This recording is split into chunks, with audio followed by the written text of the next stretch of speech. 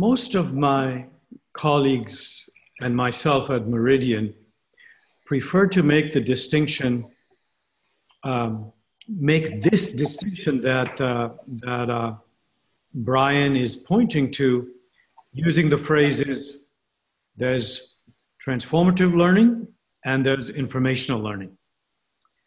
And that transformative learning is a way to generate development. So we tend not to use the term vertical before that by simply limiting the word development vertically.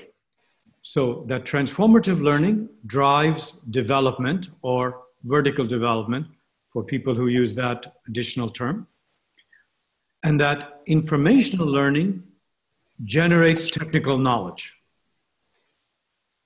So we have limited the term development to structural shifts, both structural shifts that are primarily perceived as interior or primarily perceived as exterior. And I say primarily perceived because, of course, any shift is both interior and exterior. That's the nature of structure. I had a mentor in both business, which he was phenomenal at, and philosophy, which he was world renowned for people in that field. His name was Howard Sherman, and he died a while ago.